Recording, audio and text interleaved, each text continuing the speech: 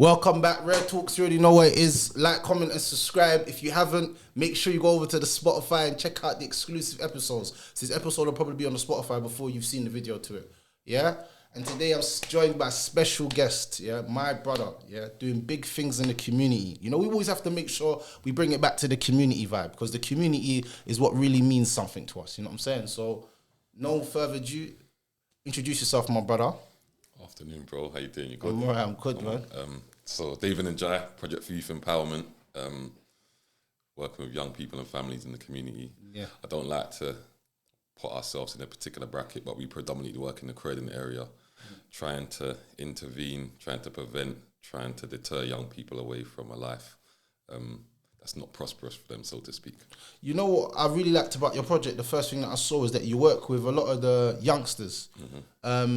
And I think intervention from a younger age needs to be done. So that's one thing that I saw that I was like, raw, you're proper taking them out, doing things on them, getting them to build their confidence and stuff like that. Because that's really, really important, especially with the younger generation, that they have some sort of different. Does that make sense? Absolutely. So even if they do go back to that, they know, raw, I was doing something different once. So maybe in a few years, I can do something different. Exactly. There is opportunity for something different. And I guess that's the premise of what we do.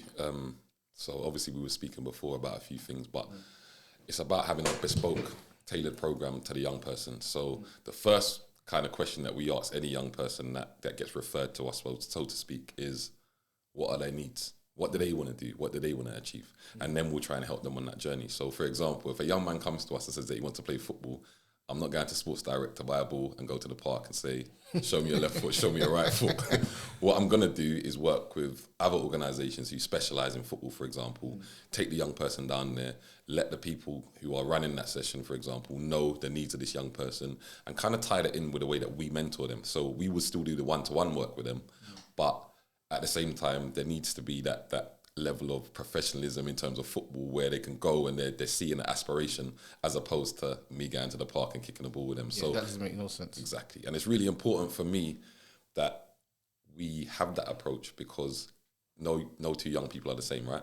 No. And whilst it does pull a strain on our resources sometimes because we're being pulled from pillar to post, like myself and my colleagues, but we have to do for the best of the young person.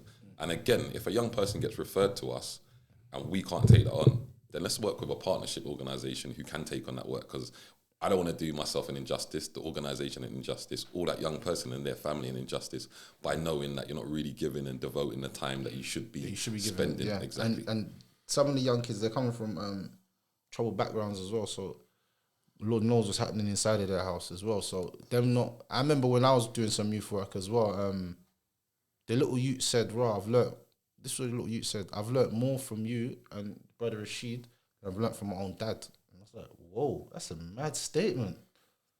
I don't think we taught the little youths how to fight, to be confident, to speak your mind. Like, what are you doing on this planet? What's your purpose? Like, stop doing this. Like, yeah, we're just teaching them basic life skills, like, every week. They'll learn things from, man, just by how we're interacting with them. So I know that that plays a big role, and consistency as well. Absolutely. And I think that word there, consistency, is the key thing when it comes to working with young people and families. And I always mention families as well, because working with a young person is one isolated situation, but the family and what's happening in the backdrop is actually having a bigger effect as well sometimes. So it's about tying the two in together. But you raised some interesting points about some of the young people that you've worked with in the past, because we are able to have real conversations with our young people. And I think that's what we're blessed with. Yesterday, my colleague, my partner Wayne, at our Saturday Youth Club was literally just going around to the young people. Where are your parents from? Okay, cool. Your parents from Jamaica. What part of Jamaica are your parents from? I'm not sure. Why don't you know that? And it starts to unravel different types of conversations. And the conventional, hello, how are you? How was your week at school? It's nice. Yeah, it's the nice little pleasantry. But really, we want to kind of get to the roots. We ask our young people where they will take a woman on a first date, for example.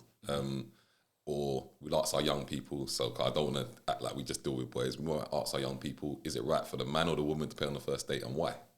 And it's about having those type of conversations where we can be real, innit? And the thing about young people is that with their parents, they're there's a barrier, right, in terms of communication. I was saying to someone yesterday, brother, I can't believe you just said that, because I said this. I said, who your child is in front of you as a parent is different to who they are in their social groups. Absolutely. Your child might be like the innocent person and you think, oh, my child would never do that.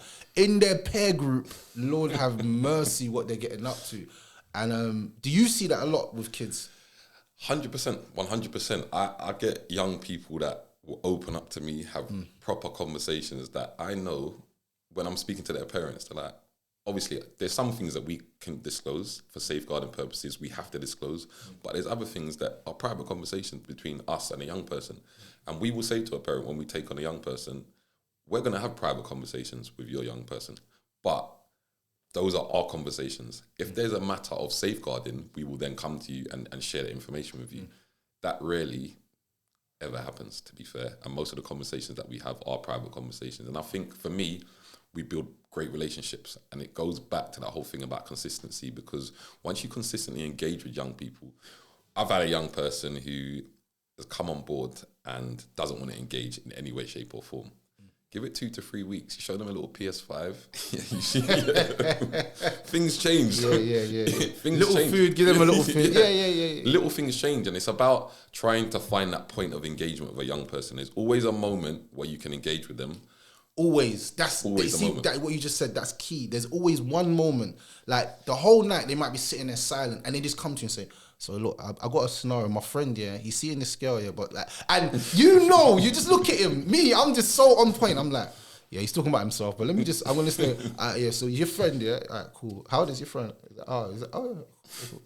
I know he's talking about himself, but the love that I got for him, I'm not gonna let him know. So he's telling me the whole scenario, and I'm sitting there and I'm thinking, out of the whole night, I've seen him silent, not saying anything, and I'm thinking, oh, this is why you're silent. This was probably going through your head, and you want to ask man this question, and he asked me kind of separate. So we're all walking. I'm walking in front. He's come to me and stood on my side and started speaking. Obviously, I know you don't want anyone else to hear, so I know that sometimes every young person has a moment when they do engage, even if they're silent for 3-4 weeks and they'll say nothing, they'll come to you with 1 or 2 questions. Yeah, it's hard at home, man. I don't know if my mum's talking about she won't kick me out and all that things, man. What am I gonna do, man? And like that support there, how you support them from that moment is so pivotal if they will ever take you on and take you as a serious person. Absolutely. And you know what you're basically saying is trust. And I think there's obviously a key few themes that run through working with young people, etc. But trust is that major point where once they trust you, that is it. So I think the most complex the most complex case that I'd worked with a young person was a young person who was on bail for murder. And he was working with a local authority. They weren't able to engage him, and because of some good work that my colleague had done with a young person and managed to preserve his freedom, so to speak. So he managed to get a suspended sentence for a young man who'd committed a crime. He was also a victim of crime, but through the remorse that he'd shown and through the work that he'd done with my colleague and the engagement that was built, when it went to court and he read out the pre-sentence report, part of it was paying testimony to the fact that he'd showed remorse and he was trying to better his life, etc., etc. So another boy was in the case and was being represented by someone else and being supported by a local authority. That local authority then approached my friend and asked him, could we support this young man who was on bail for murder? Which is quite a unique situation, right? A young man on bail for murder. The two don't really correlate. But due to a lack of evidence, there wasn't any conclusive evidence and it was more circumstantial stuff. He was on bail. But the local authority couldn't engage with him. They would find it really difficult to engage. He would have conversations with them. He wouldn't speak to them, wouldn't really open up to them.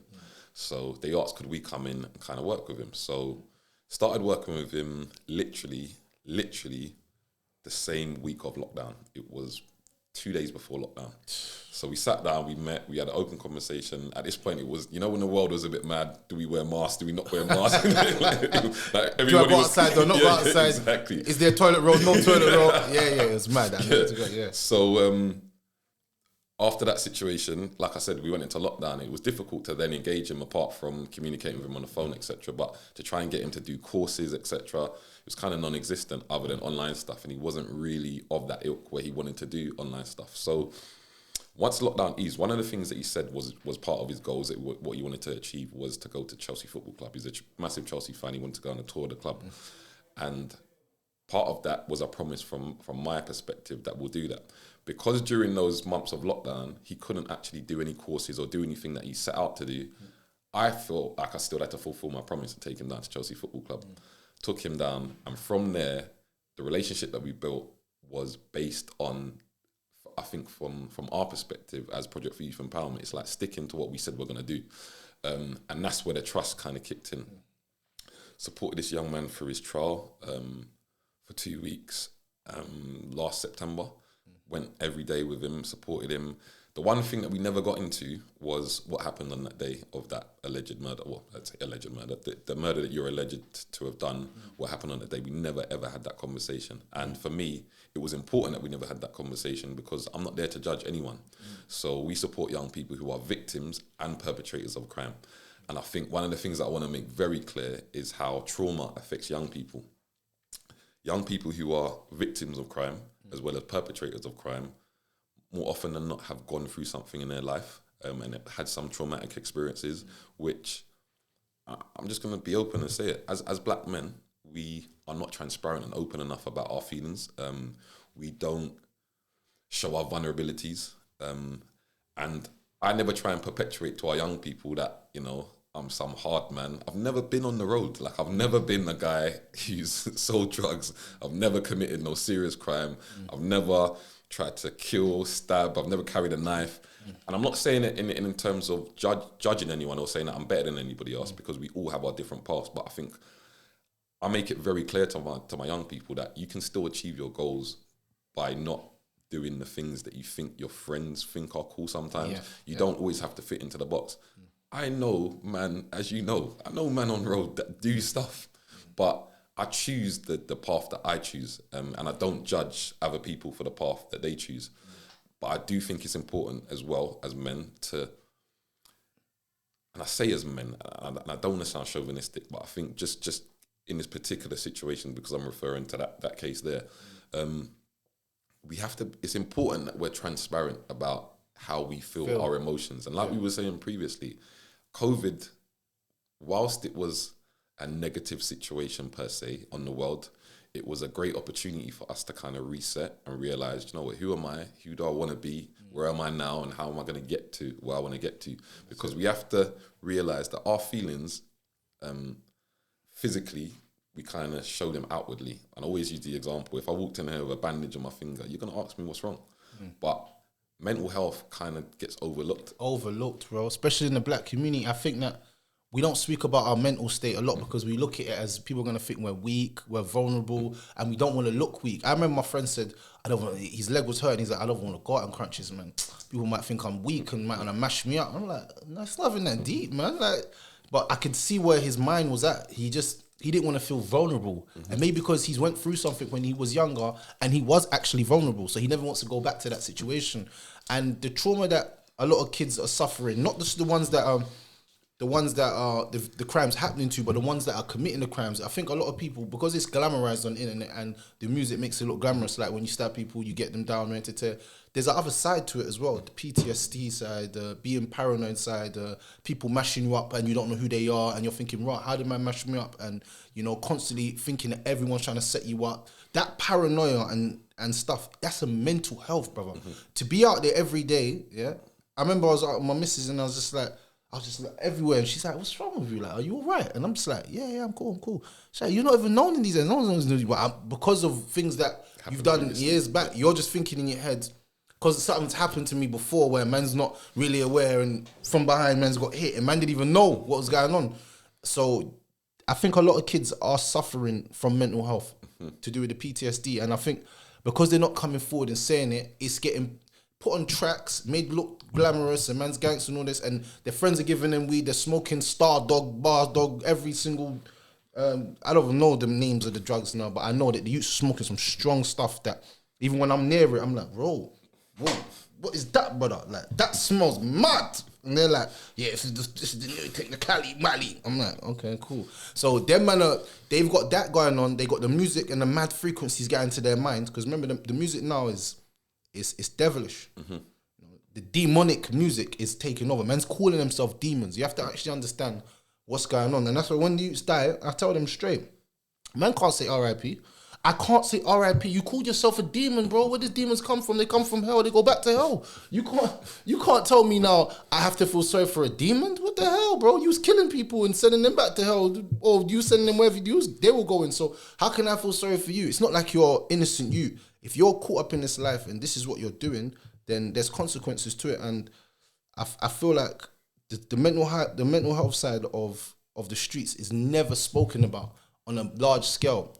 It's always spoken about on, look at the youths, look what they're doing. But you see that side of the youths losing their minds to the streets, and they don't even know they're losing their minds.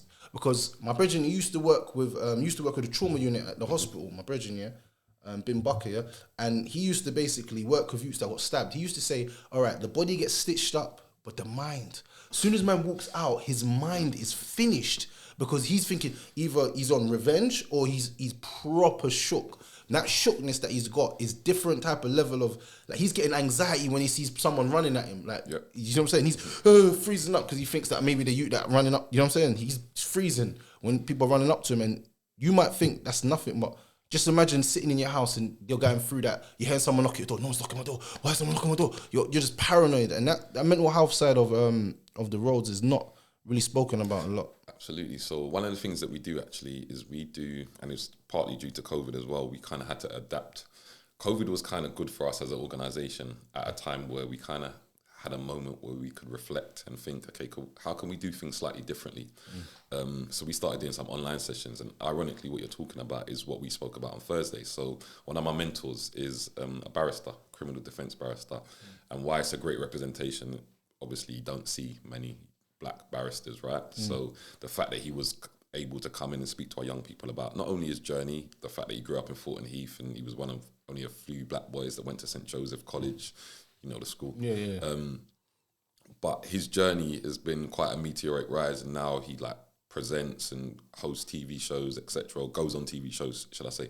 So he spoke, and I asked him quite a pertinent question about young people that he represents. So he's a defence barrister. So I asked him, what is the difference when you first meet a young man at the first day at court and that moment when they are found guilty?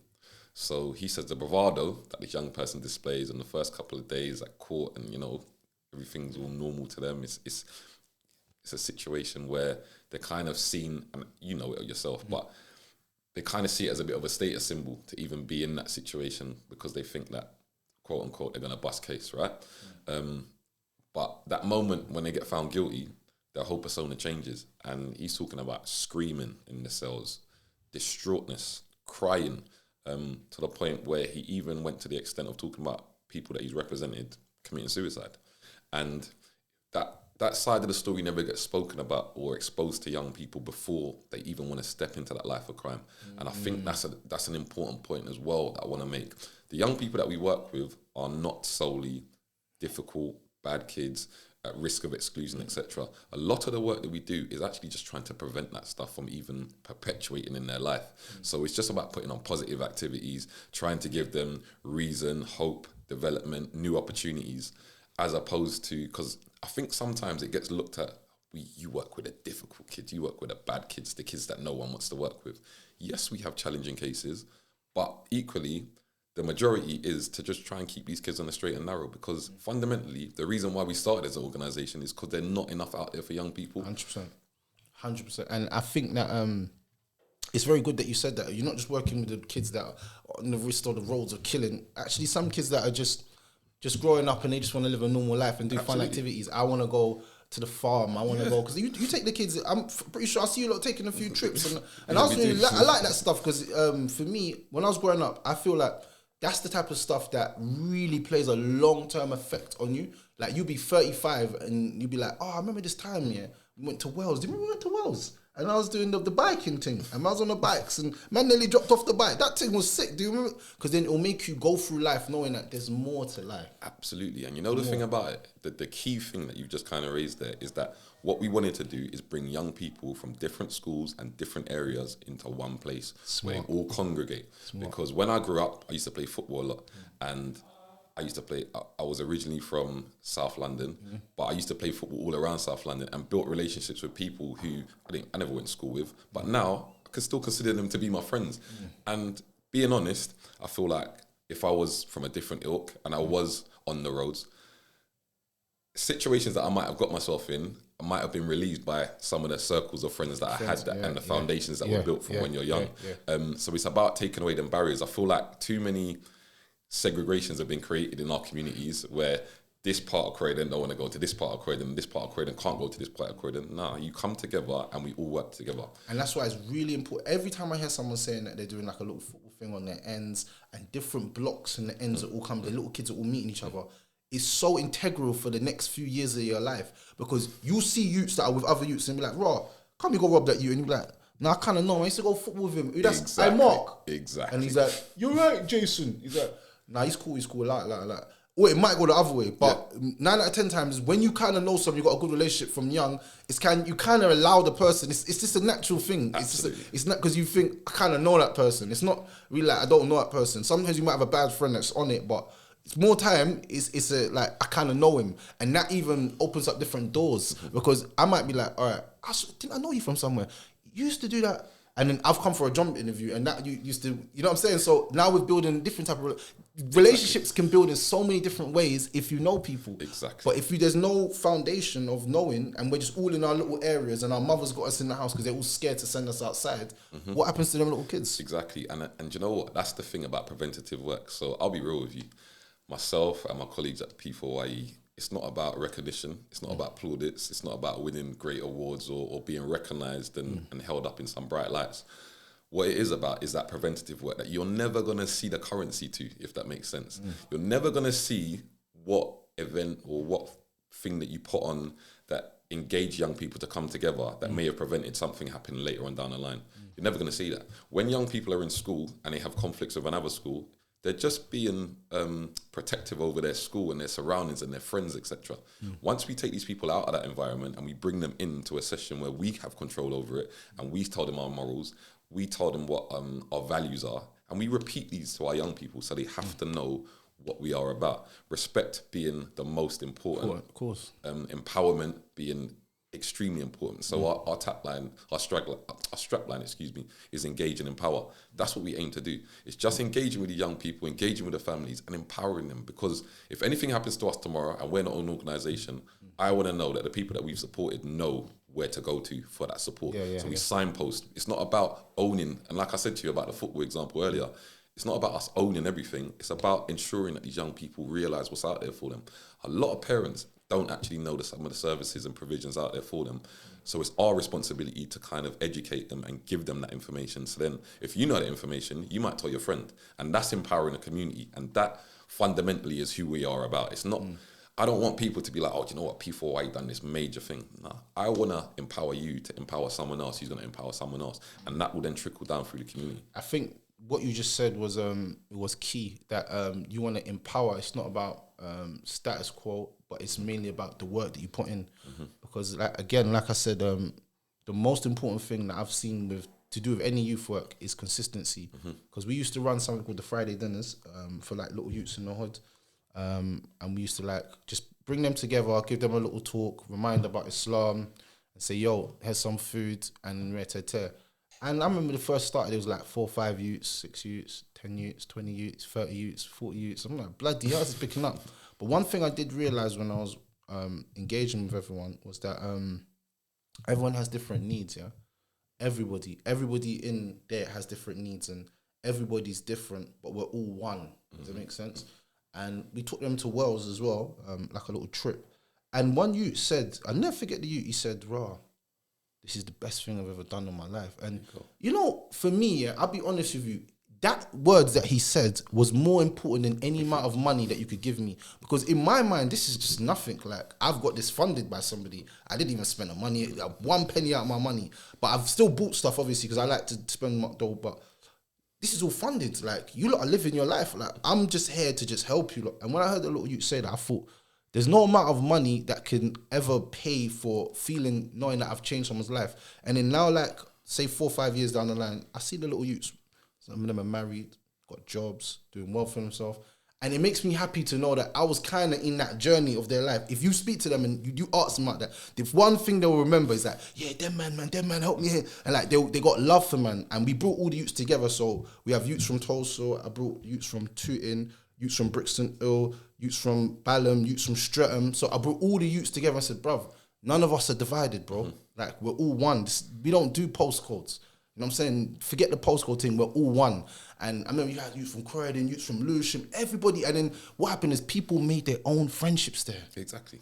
So youths today are friends because of that. Exactly. That they linked at my thing. Exactly. You see that feeling in myself. Yeah? I love knowing that I've done something like that. To me, you can't put a price on that. I know what I've done, and they know what I've done. That's all that matters to me. But it's funny you say that, because I always use this example. The real currency of working with young people is just to see them smile. Like, that is the real currency. Yeah. If you can make young people happy, you made my day, innit? Like, there are some days, and I'll just be totally honest with you, there's some days on a Saturday, get up to go for the youth club, and I'm like, just today, I wish I could just have today off. But once you're there with the young people, and just to give you the example that you used earlier, I don't care if I was speaking to someone yesterday who just passed and was asking a few questions. I don't care if 3 young people turn up. Don't get me wrong, it was very populated yesterday, but if 3 of them turn up, that, for me, I'm happy with that. We can play football, play PS5, we can have conversations, we can play blackjack, we can do arts and crafts, they can cook a little food, whatever it might be, whatever they want to do, we can do it. But like I said, for me, that currency really comes from the point where you know that, you know what, I've had a positive impact in this young person. This reminds me of what I was doing. I'm not going to lie to you. It reminds me of what I was doing, because I never used to forget. I always used to be nervous. Like, is anyone going to come this week? Anyone come this week? And then out of nowhere, bare people's like late. They'll pop up like 30 minutes, 40. I wouldn't really care because it's love, innit? But like, there'd always be at least 4 to 5 youths that come. But I always used to think, is anyone going to come this week? I always used to think in my head, that's my problem sometimes, yeah. Is anyone going to come? And then when 1 of 3 youths came, I'd made sure me and them engaged hard. Me, we're the best, we lot are brethren. Like, I'm giving you lot my proper time. And this 10, the same thing. But I didn't really care about numbers. It was all about just, this is what I'm doing. And you know what the funny thing? My life would be crumbling outside. The youths probably didn't even know. Exactly. My life was falling. I'm talking about, like, you know when mountains are falling down? Absolutely. My life is literally falling apart. They don't even know I'm nearly losing my job. I'm losing weight. I ain't eating today. Nothing. They don't even know I've got my last tenner and this is probably what I'm going to spend on the food for them. They don't even know that. I have no money after this. I'm all thinking about how I'm going to get money tomorrow. But I still used to come on that Friday, and that's when I learned about consistency. Because I remember one time I tried to take a week off, and then the youths would over text my phone like, "Where are you? You're not here." I'm like, "Bro, it's like." So I thought I could never take weeks off, and I remember my life used to be hectic, and I had lots of things going on, but I had to come, and I always used to tell anybody that I was with, on Friday at this time I got a cut. Like, no matter what we're doing or what we're doing, I have to leave. Like, everybody, my mum, my missus, everybody in my life knew that. Like, that was my time from like 7 to like 9 or 10 in the night. I'm going to be off the radar for a little bit because I'm with them. And I think, like I said, man, once you give them consistency and you show them love, they will start to open up to you. And that's when you'll start to get the most fruit from it, because you'll start to identify where the issue lies. And as an elder, you know, okay, so this is what you're struggling with. Let me see how I can help you in this. And that's when you get them into the right organizations. And just touching on that, so it was my birthday a couple of weeks ago. I got a message from one of my mentees. He sent me a text message, and the message was kind of brief, but it was like, "Happy birthday. Just wanted to say thank you for everything that you've done for me. I don't see you as a mentor. I see you more as family, blah, blah, blah." And for me, on that day, I didn't need anything else. That was it. That was it for me. That kind of typified what we do and the reason why we do it, because it's not often that you get a young man of 15 years old who's going to open up and kind of show that. We were talking about vulnerabilities earlier, and show that vulnerability. So for me, it kind of just proves that the work that we do, we don't have to get the plaudits for it or the praise, but it's the feeling and the emotion that we can open up. And also to allow those young people to feel that they've got someone they can trust, someone that they can believe in, someone who's been consistent, and someone who shows them respect. I think fundamentally. And I think that's why all of them youths now, me and my brethren, we never looked at them like youngers. We looked at them like brothers. Exactly. And that's why now, them guys got man's back. If man called them and say, "Yeah, I got them man will be there in 5 minutes," because I never treated them like young, you know how some olders, they manipulate the youngers. Like, they make them feel like youngers. I never, all of the time, I made them feel like, you lot are my brothers. Like, we're all a family. Like, this is us. We're all a one unit. You know what I'm saying? They was like 16, 17, we're like 23, 25. But man showed them love because man was like, not like big bros and uncles, you know what I'm saying? Exactly. But man will never look to you like, yo, yeah, them youngers. And, you know, we never spoke to them. We never even spoke to them. We was like, brothers, you lot are my brothers. You lot are my brothers. And I think that's what made them as well, like, got love for men to this day. Exactly. And I think that's where we differ from the statutory services, because they can't have those relationships with young people. And I don't want to sound condescending against the local authorities, etc. But sometimes what happens is that, sometimes what happens with the statutory services is that, and I don't want to sound condescending, but there are times when they can't build the type of relationships that we can build with young people. There are conversations that they can't have due to the jurisdictions of their role and their job and what policies they have to abide by, so to speak. They can't have the real conversations with young people. So, and a lot of stuff with them is a bit of a tick box exercise. So it's about asking a young person, oh, have you done this? Have you done that? Have you stuck to this goal, etc., etc. Whereas we can deviate sometimes from the overall goal. Yeah, like man's talking about, what, your brethren that's got stabbed yesterday. What is he on? What is he really doing with his life? What, is he rolling with them? So what, is he rolling with them youths and rolling with them? He's dumb. Obviously he's going to get caught. You can't roll with both sides. Man are going to catch you and do you, blood. So man's talking to them on a level so that, man's talking to them like raw. Man's telling you the realness of it. Absolutely. But you're linking there. But look, listen, I'm telling you, that's not the right way, Carl. You're going to end up probably breeding it, bro. I'm telling you. And you're just going to be mad. I'm telling you right now, you might as well cut your losses now. Like, man's talking to them like that. Like man's... real conversation. Like real conversation. Man's like, so, are you having a partner at the moment? Like, come on, they're going to just be like, bro, move from me. They don't want to hear that. They want to hear the realness and... Like, they want to hear it how it is. And that's why I think they would even respect you more. Because they'll feel like I can talk to you in my natural habitat. Exactly. You know what I'm saying? Not like I'm talking to my parents. When your parents ask you questions, it's like a police interview. Exactly. Yes, no comment. Like, you know, like, so I think that's really, really important that you engage with them in their language, the language that they understand. Exactly. You know what I'm saying? Exactly. And I guess that's a bit of a privilege of what we do in terms of being able to speak to them in their language, being able to listen to music that they listen to and being able to dissect things. And why do you really think this is cool to listen to? Like, and why do you think it's cool? Like, don't you think what you're saying is a bit mad about my man's mum? Like, don't you think it's a bit wild? But then we can open up the conversation, and we don't always agree, as you all know, but it's about having those conversations and actually open up their mind and getting to know them better, and also allowing them to understand, you know what, we're not that far removed. As old as I am compared to them, I'm not that far removed from some of the stuff that they've experienced or they're going through, etc. Especially just being a teenage adolescent boy, for example. I can understand the difference in emotions that I had at the time, and I remember a point where, and this is probably the height of my adolescence, probably about 16. My dad was massive. My dad was like 6'3", wide. And I think I got to the point, testosterone must have kicked in like on a double dose that day. Because I thought, and I never said this to him, but in my mind, I thought I could fight him. I thought I could fight him. So I understand when, for example, a young person's going through an issue with their parent and they feel like they want to get physical, or it does get physical sometimes. It's about letting them know, you know, I understand sometimes your emotions are going all over the place. Like, your testosterone, what it's telling you, what your mind can do and what your body can do are two different things. But your mind's powerful, right? So your mind's telling you that that's what you can do, right? But just slow down, Just slow down a little bit and just reflect. And also getting them to understand that we've been there is massive. Because when you start opening up their mind to, this is how I felt, and I can guarantee you that how I felt at the time is not how I feel now, they might understand a bit clearer that actually, do you know what, maybe Dave is right, you know. Yeah, I think that's key, that what you just said about the parents, because with boys as well, they do get to a point where they start to feel like, raw, mash up my dad if you keep chatting rubbish. You know what I'm saying? Even some of them nowadays, from what I've even heard and seen, some of them are talking about even fighting their mums and stuff and going kind of crazy. And how do you talk to a young man that you know who's abusing his mum? So like, a young man's come and referred to you, and his problem is that he's abusing his mum. He's like physically touching her. How would you engage with somebody like that? I think for me, have to get an understanding of their thoughts and feelings at the time, and what was the trigger point? What was that point where you kind of lost it? So for me, that to get a good understanding of that, but also it's about breaking things very simply down to the foundation and kind of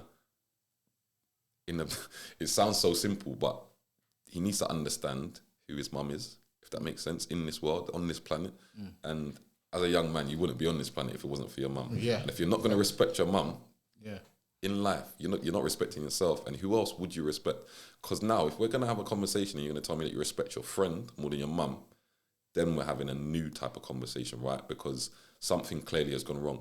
And let's be honest, sometimes parents do get it wrong. There's no right way to parenting, right? But sometimes parents do trigger their children to a point where the child feels that that's the only way to respond. However, there is a responsibility for that young man to ensure that he kind of keeps himself in check as well, because we can all get frustrated, we can all get mad. I remember I used to have road rage, nothing physical, but I used to get annoyed by the most stupid of situations. Park my car in the middle of the road and just leave it there, walk off, come back 10 minutes later while I've cooled down, the whole road's blocked, and I'm just looking at the idiot. I'm not proud of that. I'm not proud to say that that's who I was back in the day, but I had to learn from that, because why am I letting situations in life wind me up to that point? And I know it's not a good comparison compared to, you know, physically abusing your mum, but at the same time, we need to take responsibility for our own actions in life, and we need to reflect on what could we do differently at that point where we got triggered to stop us getting to that point again. And that's, I think, for me, that's the most important things. Yeah, and I think uncomfortable conversations need to be made to have comfortable conversations. Absolutely. So I feel like with a lot of stuff that's going on, especially when it comes to helping young people, there has to be initial uncomfortable conversations to get that comfortable conversation. Absolutely. You can't just go in there and just be, oh yeah. And I think people that do it for the salary, they come in with that mind. So that's why if you watch a lot of people that are probation officers, they drop out after 2 years or a year, because it's like they realize that I'm not trying to help you. I'm just here for a check. Like, whether you go and get recalled, I'll recall you in a minute if I want. Like, there's no love there. There's no building. I think like they need to stop the probation service and start a news thing. That's what I believe. Probation service should get scrapped. I don't think it usually works. I'm just being real. Like, you put him on a course and see him once a week and we're asking about what his life's like. Okay, cool. But he's going back out on them roads after. What have you empowered him with? I went probation and I was just like, bro, this woman just chatting rubbish. Yeah, I'm good. Yeah, I'm just staying out of trouble. Yeah. You got a girlfriend? Nah, I ain't got nothing. Nah. I'm just trying to just be a good person now, you know, it's life. You know, I never want to go back, you know. Yeah. Am I finished? Yeah, thank you. But I don't even care. You tick the boxes. I just tick boxes and I'm gone. But then I'd meet certain elders in the state and stuff, and they'll sit down and talk to me like, yo, you should do plumbing or how do I get into that? All right, cool. I'll give you this guy's number. Go holler at him. He's going to help you. Like, cool, thanks. And then I'd call people. And then, you know what I'm saying? So I feel like opportunities need to be more. Do you think that in your borough where you're from, that you're getting help from the community, like the council and stuff? Good question. I think before I even answer that, I think just to go on the point that you made about probation, my belief is that the community need to do more. So I take your point about the probation services, but I just think us as a community need to do better, and we need to do more for ourselves and make ourselves a bit more self-sufficient. Unfortunately, with Croydon Council, there's been a lot of misgoing-ons, should I say, in regards to how things have been managed, etc. So Croydon Council is a bit of a tricky conversation, so to speak, at the moment. In terms of their support to us as an organisation, in our short space of time that we've been around, I've been quite pleased with the support that we've got. But we work very closely with a number of organisations within Croydon. So it'll be Croydon Youth Offending Service, the Early Help Team, the council themselves. How did they support the young man? So, all right, I'll give you an example. A young man's come out of prison. They've referred him to you, but now he needs a place to live. Now, he grew up in, let's say, Heath, yeah? And would you say to him, go back to Heath? That's not necessarily our decision. That would probably be made by them themselves. But we've got a responsibility to kind of manage how he develops relationships or maintains some relationships in Heath, for example. So we might suggest that we think it's best that he moves out of the area. But whilst he's in the area, it's about what is he doing in that time. So that's where we would come in and be responsible for trying to keep his time engaged by doing things, by doing different courses. So we work closely with Crystal Palace Football Club. We deliver CSCS courses through them. That can be a bit of a plus moment for us, because a young man who potentially might be into football, wants to go into construction, the two tie together. After they finish the course, they can do a quick tour of the stadium, etc. It's about that. My colleague Wayne kind of heads up the training and recruitment and education side of things. But when it comes to that side of things, he ensures that he keeps them engaged. Once they complete the course, it's a couple of weeks until they complete the exam. So we'll engage with them, make sure that they're doing like the online tests and keeping up with their knowledge. So for us, it's about keeping the engagement key. We can't stop a young man from going out of his house today and going to do something that he shouldn't go and do. We can't do that. Yeah. We can be aware of it though, and we can try and limit it. But also the main thing is that we want to keep his time focused on things, as opposed to him being in his house and not having any conversation with us for a whole week, and then we're calling him the next week. And it goes back to the whole consistency thing, right? Yeah. And I think that's important that you understand that yourself, man, because sometimes you want to save the world, but I've come to realize that even if you save one, you've saved the world. It's not about you. I got to the point where I was doing this stuff every week that I saw there was some youths that were just slipping through the net, and I never used to judge them or talk to them after, because I always think, leave the door always open. Never build like a bad relationship with a youngster where the door feels like it's closed. Because think about it. If you're going through life, and you feel like every door's closed, then you're like, even them man close their doors and me. You might just give up on hope, and that's why you're out in certain places that you shouldn't be, because you don't even care if the ops catch you. It's like you've given up on life. It's like, I'm here now, and you've seen, man, and you're like, whatever it is, what it is. And then they've jumped out and, you've tried a thing, and then you're dead. So I feel like never close doors, especially on the youngsters, because you don't know in their life how many doors have been closed on them. That might be the last one that is the last trigger to do the mad one. And you know the thing is, they always come back. They always come back. I guarantee, if you don't close the door on them, they always come back. And it happens repeatedly. Young people who don't want to engage, don't want to get involved. You're offering them stuff. They don't want to do it. They don't want to do it. But then it comes to the point where they're looking from afar. They're like, where else am I going to turn to? And they come back. And it is about keeping that door open at all times for them, because it's not about us making any judgments on these young people. It's about trying to give them opportunities, right? So that is the focus. That has to be the goal. And you kind of said it. And just to give you a brief background how we started as an organisation. So it's going to be our second birthday this month, actually. So we started in 2018, and it was born from 4 friends. We went to the same barbershop. We had a WhatsApp group, and we used to just banter all the time about football, about anything. Just 4, yeah? No. Sorry, Project for Youth Empowerment was started by 4, but the WhatsApp group was a wider group. There was over 20 of us in there. So we used to banter, talk about football, cuss each other. But then there become a point where there was like a point of realization, and I think this was like 2016, 2017, where we were just posting loads of news stories, loads of news articles about young people from the area getting killed, getting stabbed, and a lot of the times, like, I know that person's cousin, I know that person's mum, I know that person's this, I know that person's that. But it was never, out of the 20 people in the group, 20 plus people, it was never directly affecting one of us. So 4 friends, and like I say, my partner Wayne, kind of came to us and said, you know what, we kind of need to do something about it. We're just talking about this thing. What are we going to do to impact some sort of change? And he was very intent on it, and he was studying a criminology and psychology degree at uni. And I think at the time it kind of refreshed his mind. You know what? Tying the two together and the community, etc. Like, let's start a company. I'm going to be totally honest, and there's nothing I got to hide about this. I was up for it. Did I believe it fully? Did I think we were really going to do it? I wasn't really too sure. I remember we sat down in a cafe, Blue Jays in South Norwood. I said Blue Jays. If you know, you know, yeah? You don't. Yeah, go ahead. So we sat down in Blue Jays, obviously had a lovely breakfast. But the thing about it is that we were sitting there, we're like, okay, cool. Like, we're going to set up this company and whatnot, but where are we going to get these young people from? Start talking about, are we going to go to the churches? Are we going to do this? Are we going to do that? Like, where are we going to get these young people from?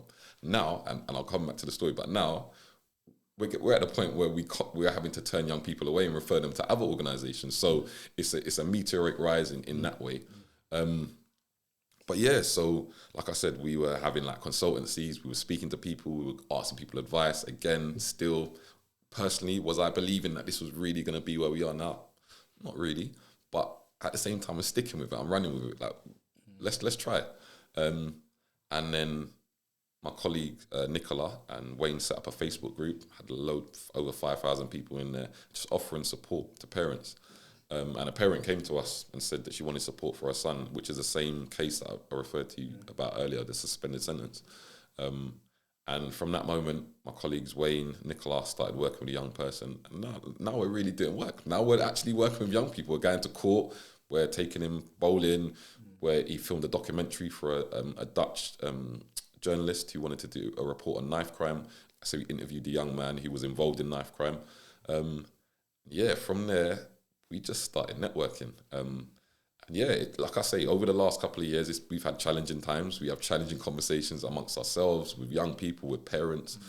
But it's part and parcel of the work that we chose. So when your phone rings at an odd hour at night and a parent's worried about her son, it's part of the responsibility that we took on. And for me, it just fills me with joy that we can actually help. And I think fundamentally that's... When I lost my father in 2017, I think the one thing that I took from it and the one lesson that I learned from it was, what is your legacy? Like, what are you leaving? That's it. For me, that's when it just tied in perfectly with working with young people. Like I said, I had my doubts. My colleague, my partner, Wayne, pushed me. And I'm happy that he pushed me because we're still here and we're still persevering. And I think there's still a lot more to come from us as an organisation. But it's an honour and a privilege to see some of the young people smiling. It's an honour and a privilege to deter a young person from a life of crime. And it's an honour and a privilege to see some of the confidence that's built amongst some of these young people. We had a young man who was working with a particular organisation, and everything that came from the referral was quite negative, and he doesn't want to do this, and he doesn't want to do that, and mum doesn't want to do this, and family don't want to do that, blah, blah, blah. This young man is flourishing. Like, his development has been nothing short of amazing. And I think, again, it's not only testament to the work that we do, because it's not only us, and we realise that as well. We have to work with the schools, we have to work with the parents, so we can't take sole responsibility for saying that, you know what, we've mentored or worked with a young person and we've turned their life around. It's not about that, but it is about exactly what you said. And just to tie back to it, that whole story, what you mentioned about saving one life, is exactly where we started. I honestly couldn't care less if it is just one young person that we can save and put on a positive trajectory. That is, for me, that's it. That's the be-all and the bonus is if more do it, but the one is a beautiful feeling of that exactly. one. Exactly. Yeah, I'm with you, man. I'm with you. So what's kind of like some of the challenges you faced in doing this? You've spoke on some already, but like from your own self, because are you taking trauma home for yourself? Because obviously, if you're dealing with so much people's problems, are you taking them problems home with you sometimes? Not necessarily, no. I can't say that. I think the one example that I will use, though, and I'm not afraid to say it again, when the young man got found guilty, remember, this young man was on bail, so he was going in and out of court freely. Every day we were meeting outside the court, myself, him, his mum, the barrister, and we were openly having conversations. The day that he got found guilty and I walked away from the court, I could have easily cried. I shed a tear, but I could have easily cried. And that, for me, that was the biggest challenge. I never necessarily took it home, but the feeling of his mum, like how I saw her emotion afterwards, the disappointment from like the legal team in terms of the result. And yeah, I think that was probably the biggest moment that's hit me the hardest, so to speak. But again, like I said, it is part and parcel of the game, and it's funny because we're still in contact. I've go to visit him. Well, I say I go to visit. I'm visited him once, obviously due to COVID, etc. And the one thing he said, you know what, David, like, I'm so grateful because that last day you bought me my last pizza that I've ever eaten. Man said you bought me my last pizza. It's mad how people remember the maddest things in their minds. Exactly. That is, and that put a smile on my face. But again, like I said, I think for me, at the end of the day, you know what? If a young man has committed a crime, there's a responsibility that he has to face the consequences, right? Of course. I'm not here as judge and jury. The the law suggested that he was guilty and he was found guilty. I'm not then going to make a judgment based on him, but I can't act like I wasn't emotionally attached to the whole situation, and I didn't that evening feel a bit. Yeah, I think that was the biggest moment where I felt like, you know what, yeah, I'm actually taking something home. Where usually, no, I don't think I do. Kind of learned after the first year of doing youth work that I couldn't take stuff home because people tell me all kinds of things, and in my mind I'm like, bro, this man said, this man really said it to me. Like, well, that's mad, isn't it? Like, on the way home, I'm just like, that's mad. Is he going through? Is someone else? I have to be careful, you know. I need to check on him a little bit more. Like, forget just once a week. I had to holler at my man like once a day, bro, because what he just said to me is kind of peak. You know what I'm saying? So I feel like sometimes you do take little things home with you, depending what it is and how close it is to you. But you see, with youth work, yeah. What do you think? What resources would you need to like take it to another level? What resources do you think that you would need? Well, the massive thing is that we need a permanent home. That is the biggest thing that we need, and that's what we're pleading for at the moment. I guess we have spaces that we can operate from, but what's difficult is that we don't have like a drop-in place. So it will be nice after school for young people to be able to come in, give them some support with their homework, kind of give them a place to go. Just to give you an example, we ran a summer club in a school in Croydon over the summer for a period of 5 weeks alongside another organisation, Mentivity. So we both tied up together and we're delivering like a summer youth club basically. Some of these young people that attended that summer youth club were directly from that school. They didn't attend school last year, but they came to the summer youth club. These young people are now attending school now as a result of the relationships that was built in kind of integrating them back into school. Some other of these young people were not getting meals at home. As you know, through COVID, a lot of families were challenged because food-wise, they used to rely on school to provide the main meal to young people. Yeah. Once COVID hit, financially, parents were challenged. We would visibly see young people at the summer youth club who weren't eating right at home and were coming constantly, literally for the food. So by us having a space, that will allow us to address some of those issues, because anytime we run sessions, we're always providing food, refreshments, as well as the other side, the holistic side of actually covering the mentoring, the group stuff, the workshops, deep, the games, etc. I didn't know some families that's really bad. That's the reality of the situation. So it's funny that you mentioned that, because part of COVID, part of our reset was actually we started a food bank. So we were going out in the community and just delivering food. I was cooking jerk chicken twice a week, once a week sometimes, and going out and delivering hot meals, culturally appropriate meals to families in the community. We were providing bread, hardo bread, bun, cheese.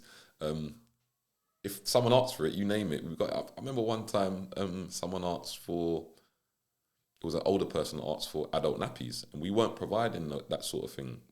It was just food. But at the same time, my colleague Wayne said, you know what? I'm going to go and get it anyway. They've asked for it. I'm going to get it. But it kind of just opened up our eyes to the fact that, you know what, the community is actually in need. And that's why I go back to that point of we need to come together. And fundamentally, by giving us a space, and this is what we're always pleading for, by giving us a space, it will allow us to do our work a bit more consistently, right? As opposed to, yes, we have a permanent space. On a Saturday, we have our youth club.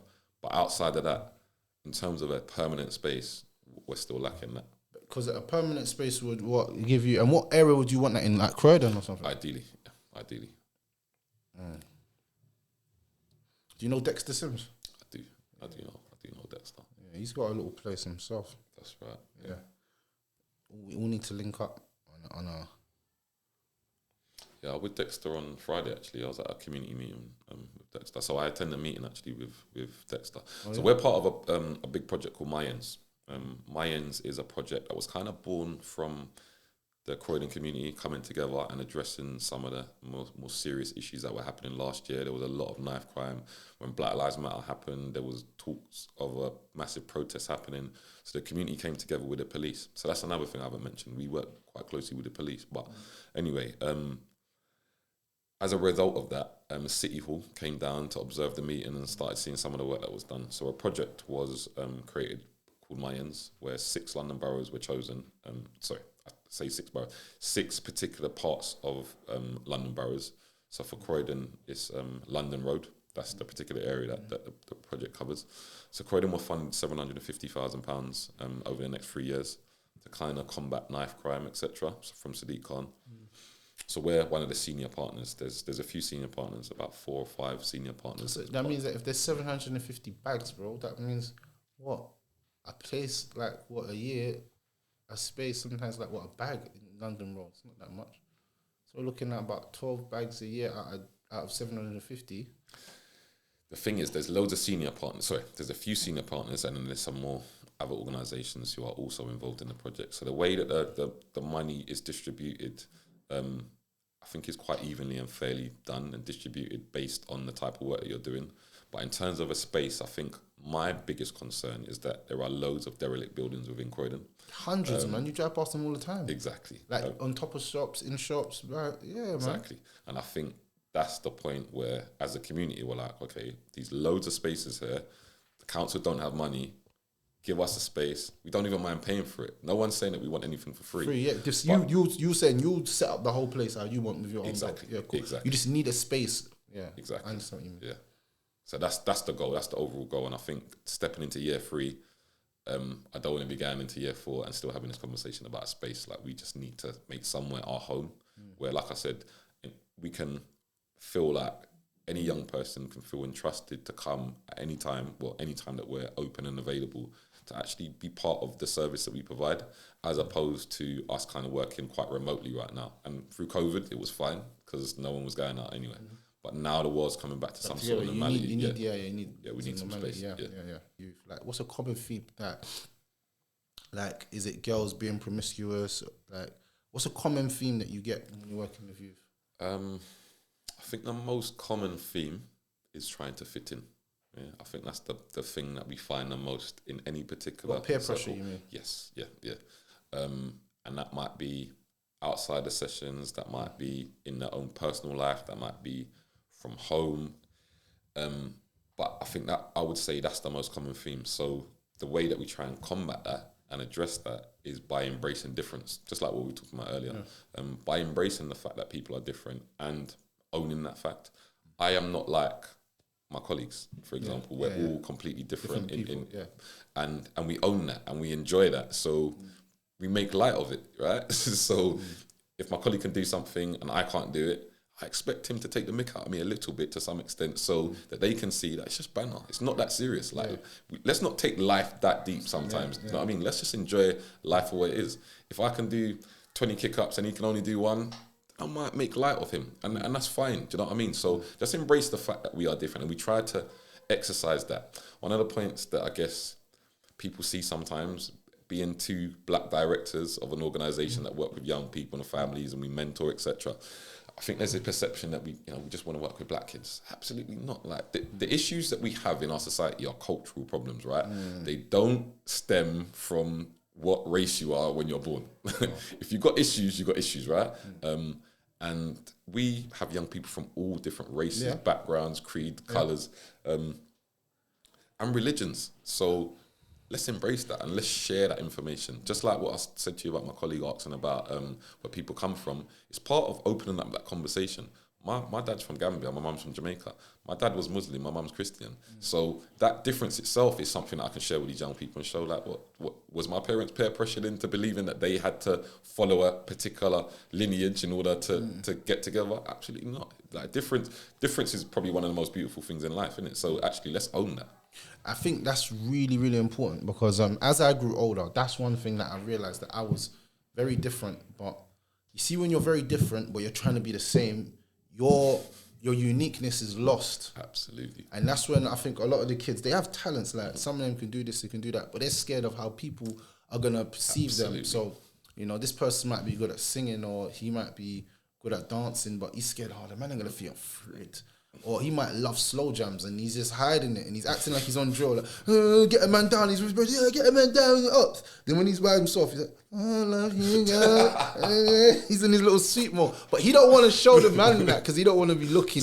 So he's scared to be himself in his natural theme. As you get older, obviously you naturally become yourself because you find yourself. Absolutely. You find what you like, what you don't like, what you're willing to put up with, you're not willing to put up with, what is like a no-go for you. You have your boundaries. Absolutely. But when you're younger, you don't have boundaries because everything's open. Everyone's open, and peer pressure is real. So I can feel that. See, for you mentor girls as well, young That's girls correct, as well. yeah. What challenges do you have when you're mentoring girls? Confidence. I guess for me, it would be the similar thing about peer pressure because again, girls are trying to fit in and trying to aspire to what they think potentially men are into or boys are into, for example. So I've seen situations where girls don't want to play football and not interested in football at all, but all the boys are playing football. So then they go over and they just start playing football, which isn't a bad thing, but they're not there for the right purpose, if that makes sense. They're not actually there in order to play football. They're there to engage with the boys. And I think sometimes that can be a challenge in itself, especially as a male mentor. Yeah, so we have to be quite strategic in how we work with young ladies. So obviously we have women that work for us also, and we have to ensure that situations are managed appropriately, if that makes sense. So I can't go up to a young girl and say, well, I know you was only there because the boys are there. But it's also about maybe going to my colleague and saying, maybe introduce her to this, maybe introduce her to that. Maybe she might want to do. So a good example is like TikTok studios. Girls kind of love that whole dancing thing. Once they have things like that available to them, like you said, they go in their own natural habitat and they're enjoying themselves. But by not giving them those provisions, they are just going to follow naturally what most of the boys are doing, if that makes sense. So I guess that's one of the challenges that I would say that can be faced. I wouldn't say necessarily we face, but I think it can be faced, to be fair. That's serious. I didn't even know that. But yeah, plug the people in with what you do, man, and everything you do. Yeah, so Project for Youth Empowerment, www.p4ye.co.uk, Instagram, Project for Youth Empowerment, Twitter, Project for Youth E1. The 4 in everything is the number 4 as opposed to the words 4. Yeah, FOUR. Yeah. It's not FOUR. It's just the number 4. So yeah, like check us out. Check out our website. Check out our Instagram. We're always open to have new conversations, to network with new people, to kind of just carry on building. I think there's knowledge that we can share and give to others, and I think definitely always open to learning from other people as well, in terms of building the business, building the organisation, and kind of just having an opportunity to have a higher reach. But also, if there's any volunteers, we're happy to take on any volunteers that want to support. That would be good though if you get a lot of young volunteers as well, like people not too old but not too young. Yeah. Like, you know, the ones that just kind of got up, so like, but they're trying. Yes. Because that would even take them away from certain things. Exactly. And it'll make them think a little different. Because I remember when I was like doing something similar to that, it made me question doing certain bad things. I was like, oh, these little youths are all looking up to me now to a certain extent. I just telling them not to do something. I have to be careful now. Like, I wouldn't want to. It does have a tiny effect, no matter what. It does have a little tiny effect. Because it makes you want to just be a little bit better as a person. So we're privileged enough to be able to hire 3 young people. So we have 3 roles for young people who do different kind of roles, which again is a blessing to us. We had a girl actually who recently completed a master's in law. She was working with us for a number of months, but then got another position at a company for a legal firm.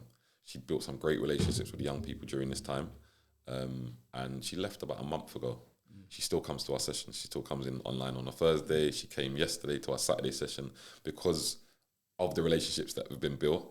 There are some particular young people in our sessions that only engage with her, if that makes sense. So we kind of need her to be there. When I say only engage, they don't only engage, but there's a different level of warmth when she's around. And we just got to utilise and understand that. We can't engage with every single person. Like, that's the power of life. You have to be able to adapt. And if she's working and it's working for her, then let her do it, because that's adaptation. I think the biggest stunter to growth is people not being able to adapt to new environments. Absolutely. You know what I'm saying? Scared of change. Yes, very scared of change, and looking at change as it's something weird. I'll never forget when everything changed and everyone's like, oh, these mumble rappers, look at them, they're just chatting rubbish, they're not even doing anything. But they're making money, they're winning. So you can call them whatever you like, but they're winning. That's right. So if you're not willing to do that, you're not going to win because the game's changed. That's right. It's all changed. It's all weird now. Does it make sense? Dye your hair, grow little dreads. You have to be weird. You know what I'm saying? And say crazy stuff. You have to be a little bit different. If you're not willing to do that and get mad tattoos all over your body and speak mad crazy, then you're going to be looked at as just some thingy. So you might be doing it for yourself, but you're not adapting with the times. And I feel like every animal in wilderness, they adapt to their environment. Absolutely. Do you make sense? Like, you'll never catch a tiger that's living in the mountains acting like a tiger in the jungle. Absolutely. It's different because he knows that this is different terrain.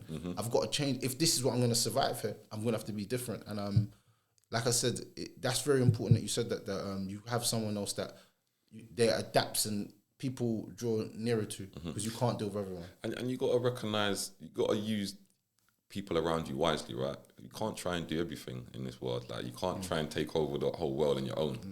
And you got to use people to their strengths as well. Yeah. And if you got someone who is able to engage in a better way than I am able to engage, then we're using that person. There's no, like, I'm not doing a young person an injustice by just saying, well, no, I'm owning this. Even though they're only giving me 40 to 50%, but they're giving you the 90%, but, you know, I'm just going to keep the 40% because I want to do that work. No, it's not about, and like I said, it's really not about us. And as much as often we've got to speak at certain events or we've got to stand up and talk, it's always about the young people. It's always about them. Like, I couldn't care less about going to speak at, City Hall or speak to Sadiq Khan about some of the work, the great work that we do, if we are not fundamentally focused on the young people. And again, it just comes back to that whole thing about engaging and empowering, and that's all Project Youth Empowerment are about.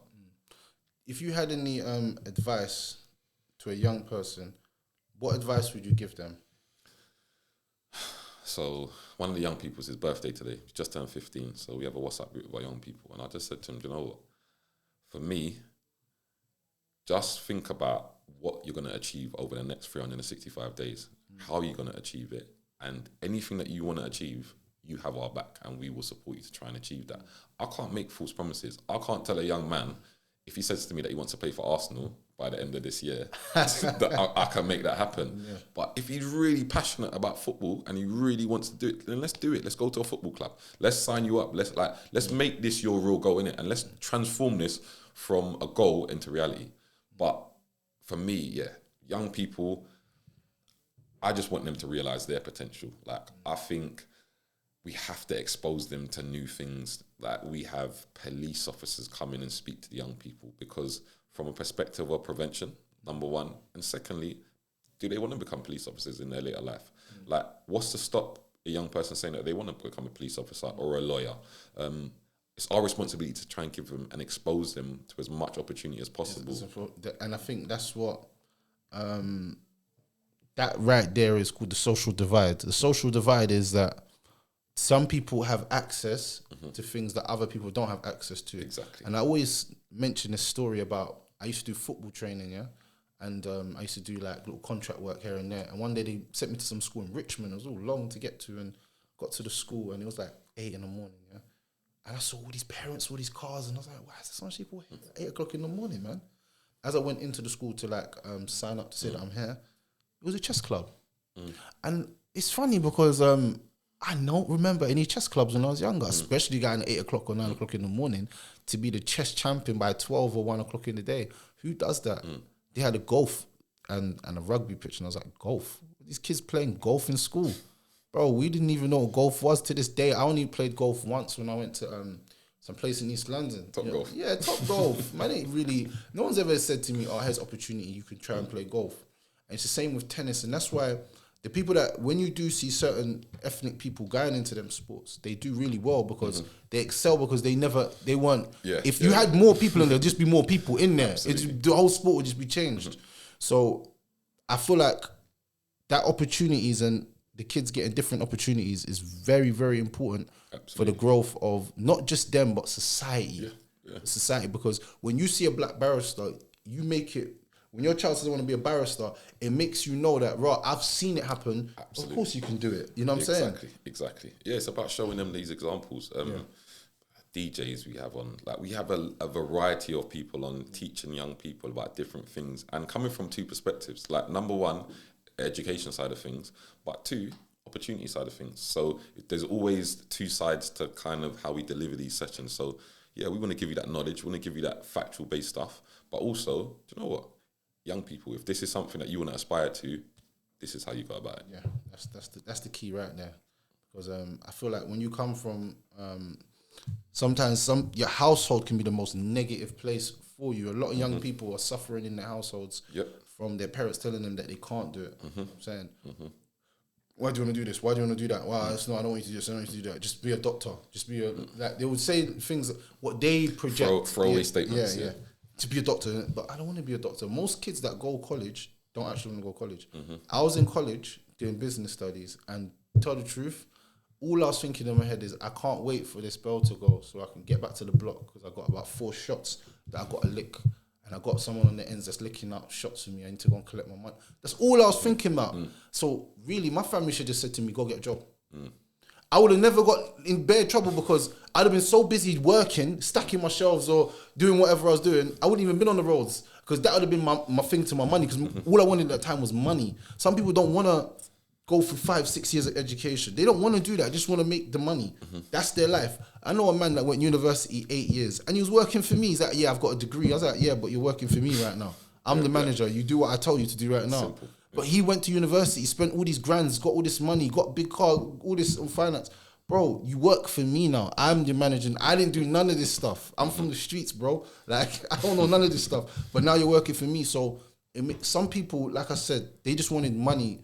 I'm not saying not to get an education and to do all of that, but I'm saying parents need to start listening to their children when they say to them like what they want to do, not telling them, listen to what the child says. The child says, yeah, I want to do this or do that. Just listen to them. Try and help them as best as possible. You know what I'll conclude with on that though? A lot of parents need help. That's the issues that we're having as well. A lot of parents actually need help. So that's the other side of what we do as well, parental support. Because kind of what you alluded to a moment ago, if the parent's telling the young person that this is what I want you to do, or that's what I want you to do, or you're never going to be this, or you're never going to be that, it partly comes from their own childhood and from some of the own issues that they face, or from the breakdown of their relationship sometimes, or their own personal issues that they're going through, their own mental health, their own trauma. And if we're not addressing that, then really we're putting a young person back into an environment that's kind of unhealthy. So we're taking them out of that environment. We're kind of giving these opportunities. We're saying, yeah, you can do this, you can achieve this with your life. But predominantly they're spending time at home, and we're putting them back in that situation where they're being told that they're not worth anything, or they're being told that they have to do this and they have to achieve this. And that's just putting false pressure on a young person, as opposed to, let's have conversations. Like, what does your young person really want to do with their life? If you sat down with some parents and said to them, what does your young person want to achieve with their life? They couldn't give you an answer. They couldn't articulate what the answer is. And as brutal as it sounds, but some parents don't care. They don't actually care about that. And as you know, like, let's not beat behind the bush. Some parents are encouraging their young people to go out on the road and sell drugs and put money towards the rent and the electric and the gas, etc.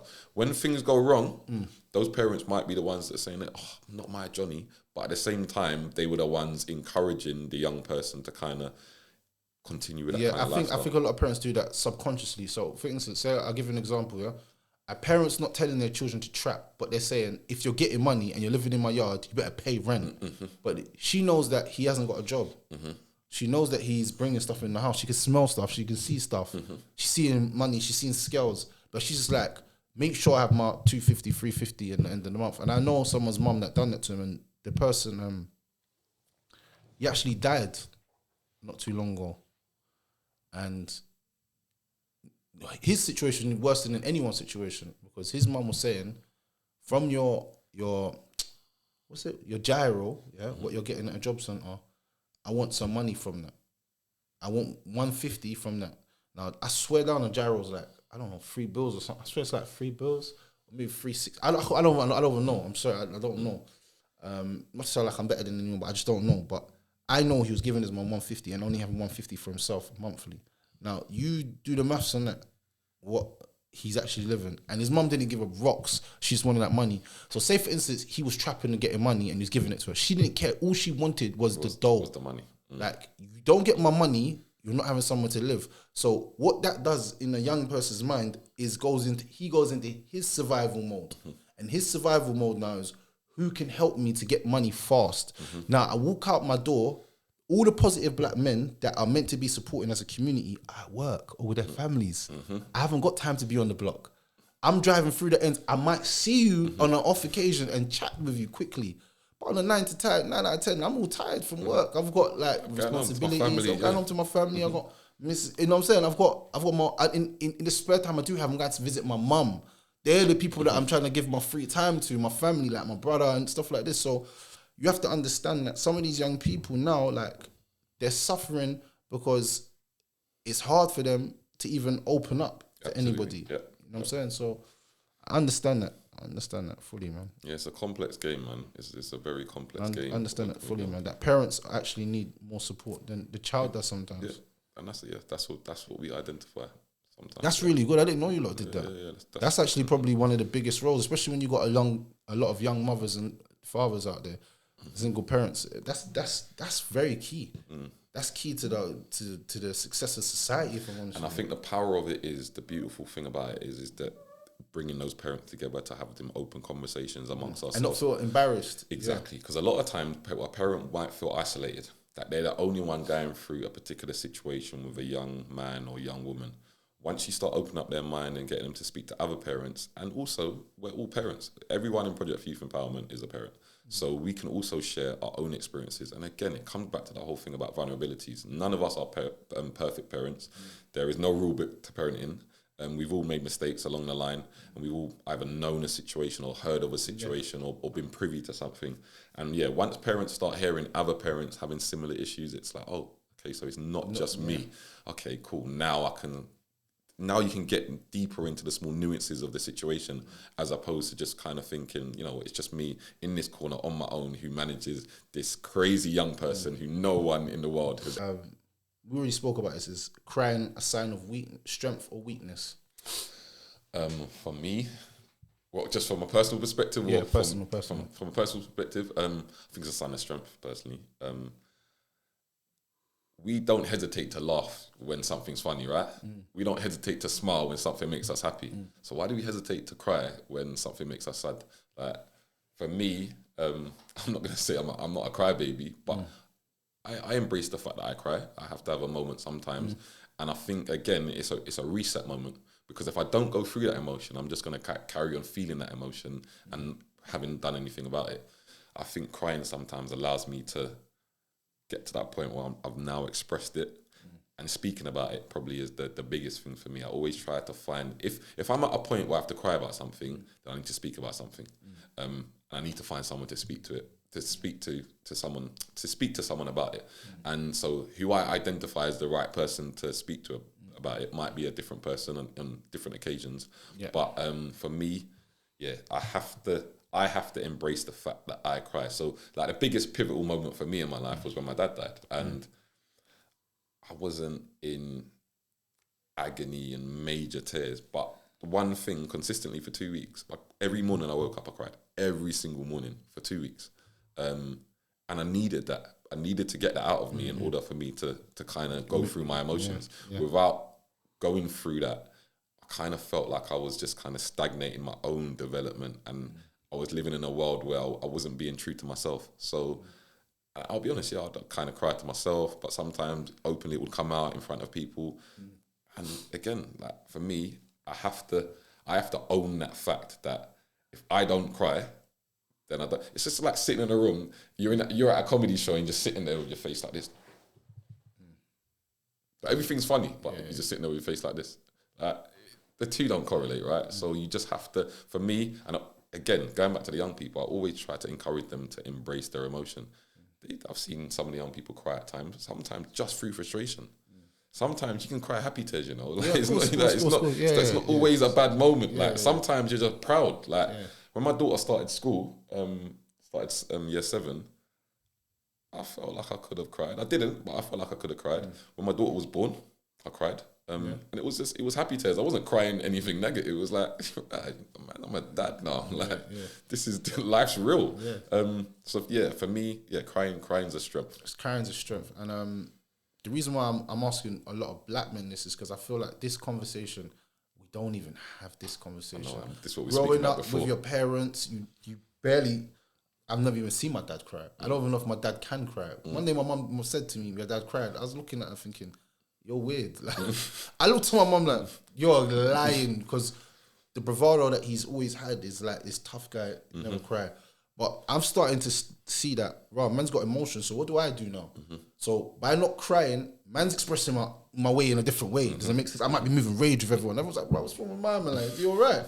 But it's because as a human, tears are meant to come out your eyes. That's why they get formed and they come out. Absolutely. They're not meant to stay in. If you ever try to hold tears and it hurts your head, you get headache. So that means that psychologically is not good for you. So you're meant to let tears out. Even if someone says, "Bro, why you being emotional?" Bro, because I'm feeling emotional.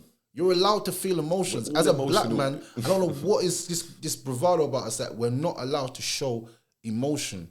And I feel like every other community of people, they'll show their emotion, you know. And it's only with us that we don't like talking about it. We feel uncomfortable even having these conversations. And I want the younger generation to grow up and say, no, it's all right. I cried today. I feel better now. I don't feel like I want to hurt anyone. I just feel calm. Like I've had my tears. I had my little hour or two to myself. I let my tears out. I was feeling a little bit emotional. You know what I'm saying? But I'm back to normal now. Instead of holding that in, and before you know it, it comes out in some next type of way. It's perpetrated on the whole world in some evil way, or in a narcissistic way, or you know what I'm saying, in a relationship with a woman, or a relationship with his friends, or you know, do you know what I'm saying? Because he's finding it hard to express his emotions. So that's why I asked that question. Yeah, man, it's an important question as well, man. And like you said, it's just a conversation that needs to happen. It's funny that we spoke about it before. Yeah, we spoke about it before. Yeah, it's a conversation that definitely needs to be had. Yeah. And I'm definitely with all that, man, because I don't think that we should place these.